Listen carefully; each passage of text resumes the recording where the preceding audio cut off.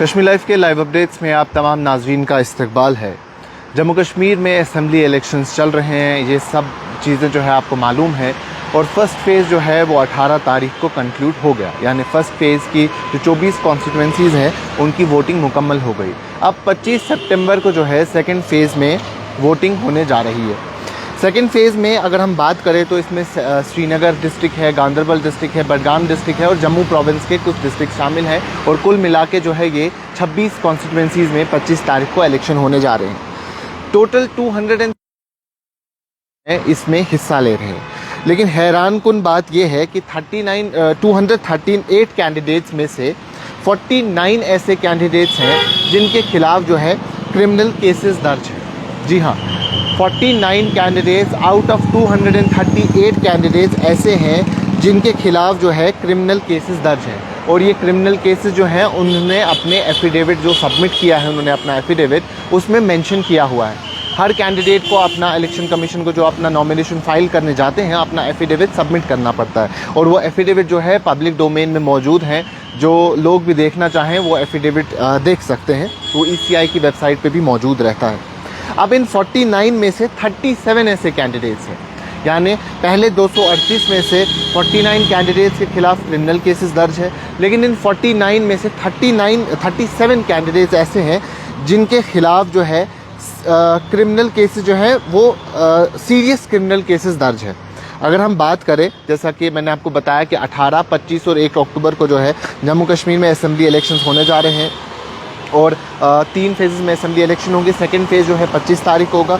और ये 238 एफिडेविट्स जो हैं इनको ADR और इलेक्शन वॉच की तरफ से एनालाइज़ किया गया। ADR association for democratic reforms है, उनकी तरफ से एक रिपोर्ट आती है जिसमें उन्होंने 238 जो एफिडेविट्स हैं उनको एनालाइज़ किया और उसके बाद जो है ये रिपोर्ट जो है सामने आई। महज एक एफिडेविट जो है उन्होंने अनअवेलेबिलिटी ऑफ फुल एफिडेविट की वजह से जो है उसे एसेस नहीं किया है।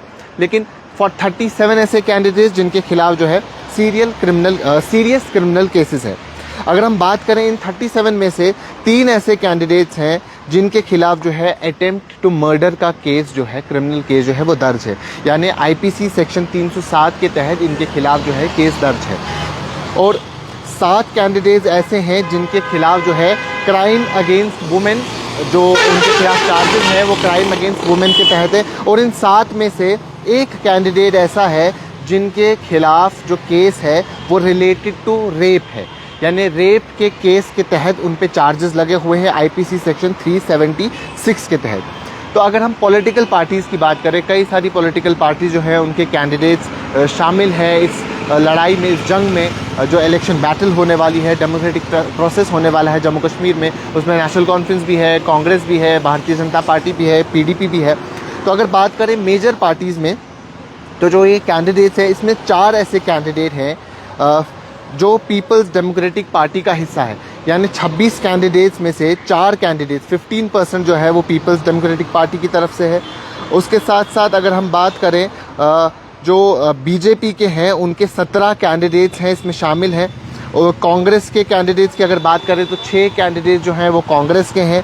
और नेशनल कॉन्फ्रेंस की अगर बात करें तो 1 कैंडिडेट जो है नेशनल कॉन्फ्रेंस का इस लिस्ट में शामिल है, यानी PDP के 4 कैंडिडेट्स हैं, भारतीय जनता पार्टी के 17 कैंडिडेट्स हैं, नेशनल कॉन्फ्रेंस का 1 कैंडिडेट है और कांग्रेस के 6 कैंडिडेट्स इस लिस्ट में शामिल है, यानी 37 की जो लिस्ट है। तो मेजर पॉलिटिकल पार्टीज़ में से कुछ ऐसे कैंडिडेट्स भी हैं जो इनका हिस्सा हैं और उनके खिलाफ जो है ये सीरियस क्रिमिनल केसेस जो है वो दर्ज है और वो खुद उन्होंने अपने एफिडेविट में जो है मेंशन किए हुए हैं।